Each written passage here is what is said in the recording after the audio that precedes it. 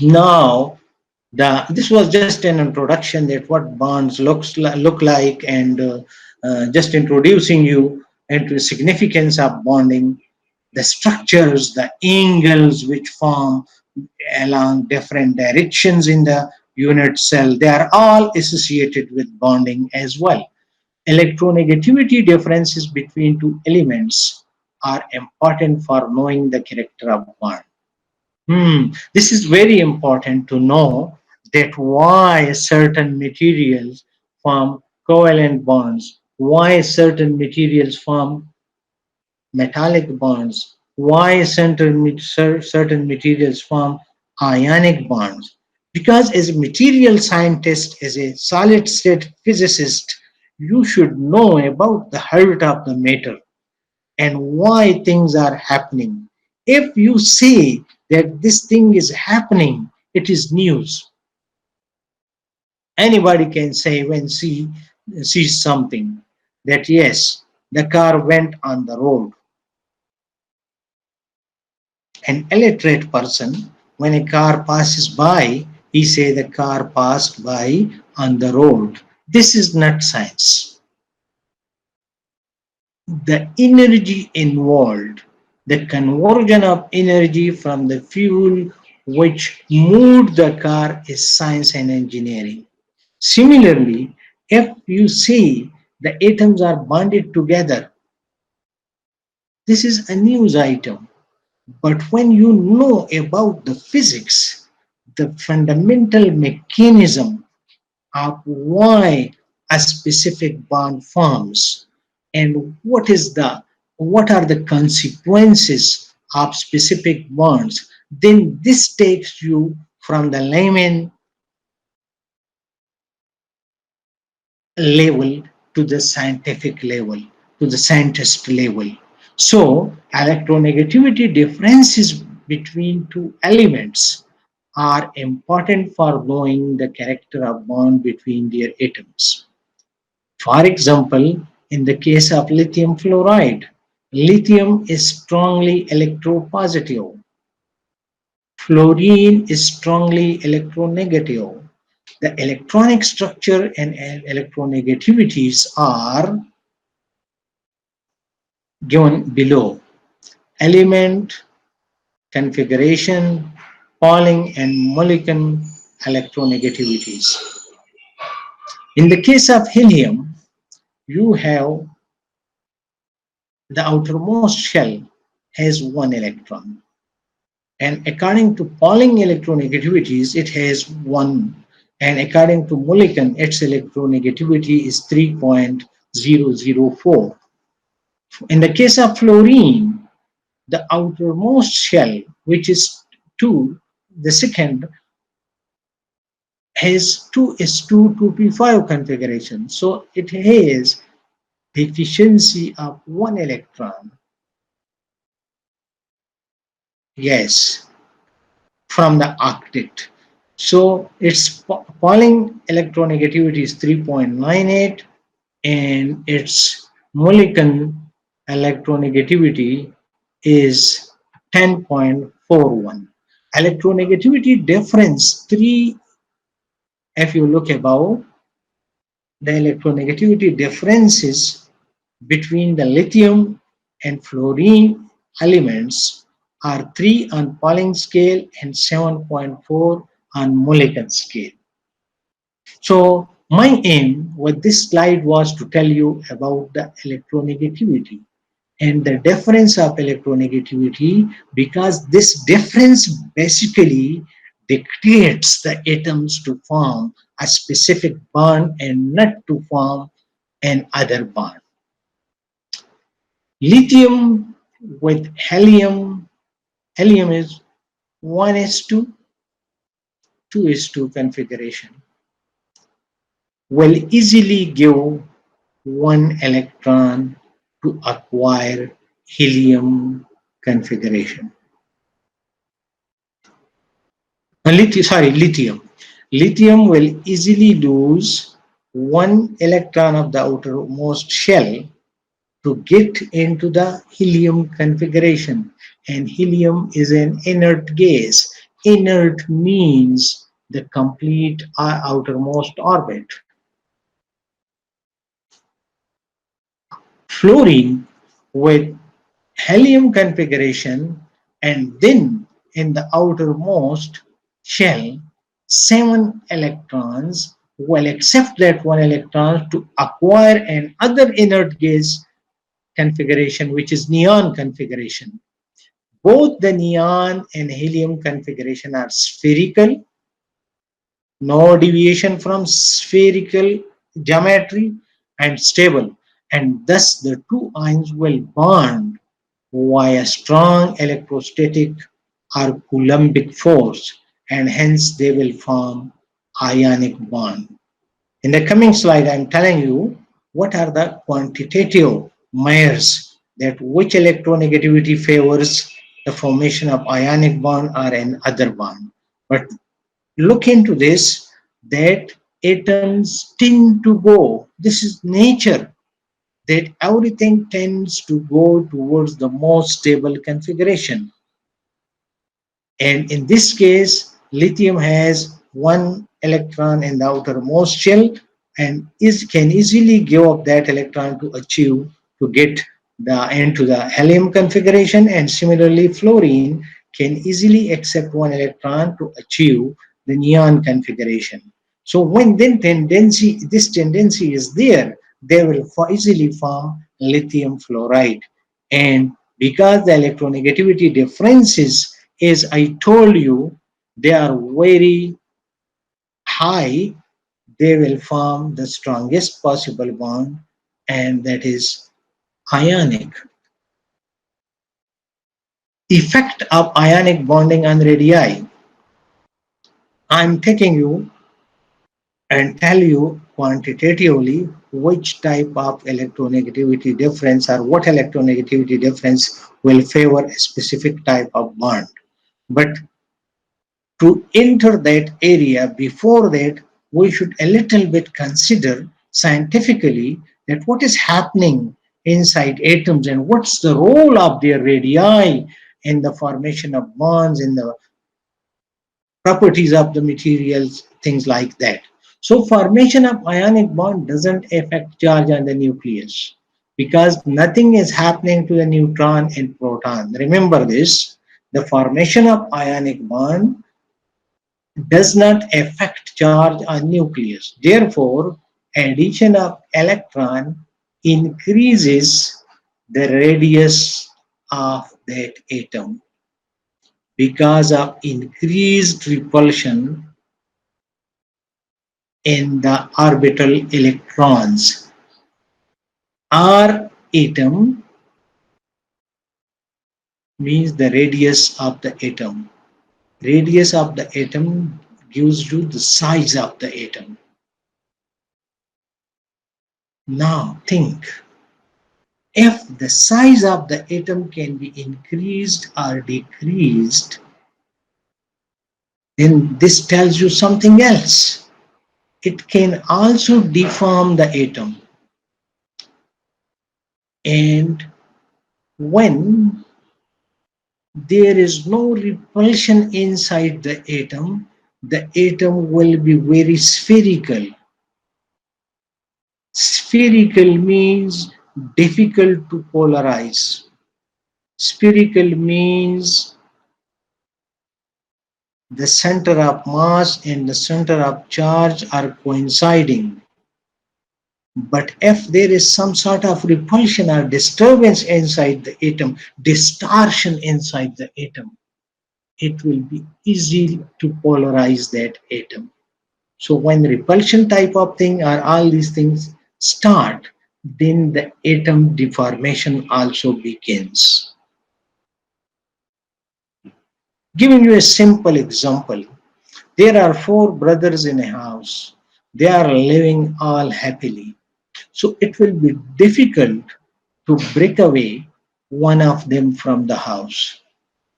But if they are struggling to achieve something and all are arguing or fighting together, this means there is some sort of distortion inside the house. And it will be very easy to get one out of there.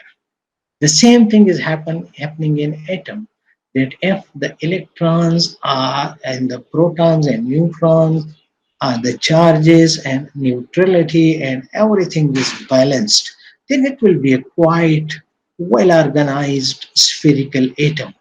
But if a little bit repulsion or something is introduced, disturbance is introduced, then the chances of polarization will increase. So, common sense examples usually describe things more beautifully, but are not always correct, and they are not science, but we are just making you, helping you to visualize that what is happening. So, removal of electron, addition of electron increases the atomic radius, and removal of electron decreases the atomic radius due to increased attraction of the nucleus. Because when electron is removed, the wanting, the appetite, you can say, for more electron increases in the nucleus and the attraction increases. Now, when we are talking of atomic radii, they are different in different ionization states. For example, we look into sodium, chlorine, atoms, and sodium and chlorine ions. Remember, this has one extra electron and this is one electron deficient. And here they have the complete shells. Here the radius of the sodium, whose configuration is neon configuration with 3s1, is 0.192 nanometer, which is 1.928 angstrom. But here, which has lost the excess electron, and it has reached the neon configuration. We are calling it sodium because the nucleus is still sodium, but the outer electron has got the neon configuration. So the element is the same sodium, don't get confused with it.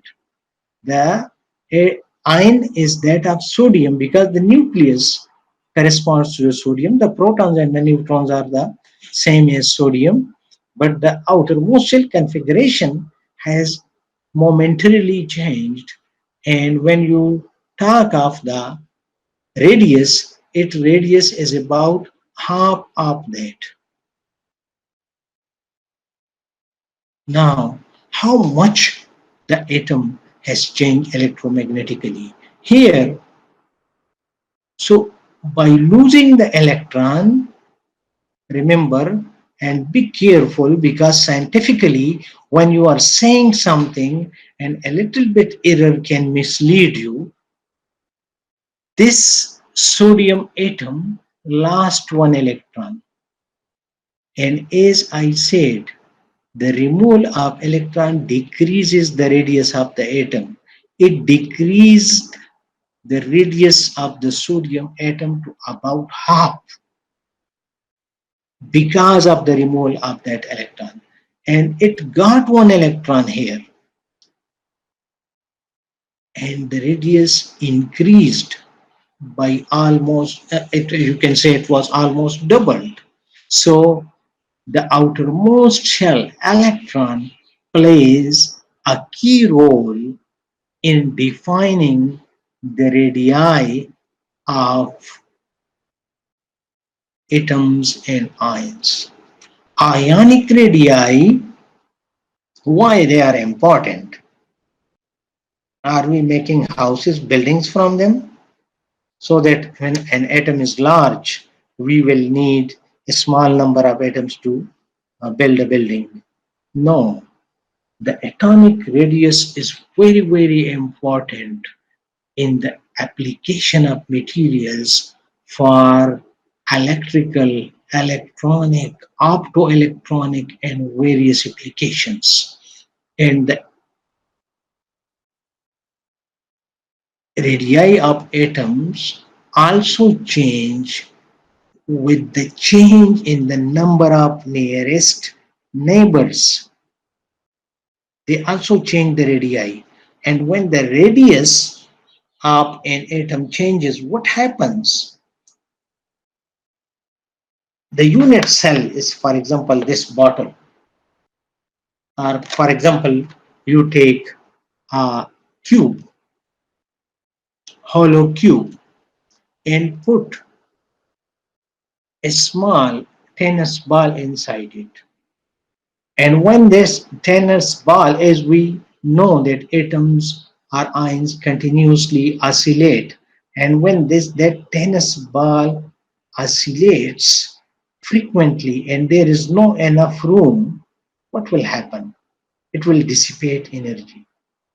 If I take a smaller ball there,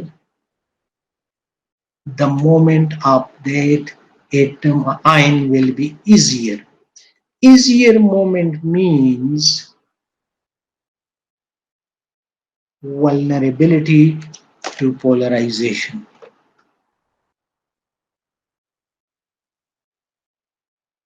The more the atom is allowed to move, more dissipation of energy. The less dissipation of energy. The larger the ion, less more space will be required in that unit cell. The smaller the size, smaller space will be required. And when you are engineering materials, you must think that when you are substituting an ion for an ion, is its ionic radius consistent with that which you are replacing? If not, then you will lose the crystal structure and it will form something else. So the ionic radius is very fundamental, is of very fundamental and very basic importance in the engineering of material. Because in the engineering of materials, you are interested in specific structure and you are changing material without affecting the structure of the base material. So when you are changing the ions, you are replacing the ions inside a unit cell, then you will have to keep in mind the ionic radii, because if the ionic radii of the original ions are not within 15%, then that ion will not replace that one but will occupy some other place. And occupying some other place means the structure will not be that. Yes, the radii of the substituting and the one you are introducing are not the same. So variation in that can change the latest parameter of the unit cell, but the structure will be the same if the ionic radius is within 15% of the two. But if it is not within 15% of the two, it will not form the same phase, which people call solid solution. So look at this. These are two nuclei and two electrons. The two nuclei are repelling each other. The two electrons are repelling each other. And the electron and nucleus, the nucleus and electron, the electron and nucleus, the nucleus and electron, they are attracting each other.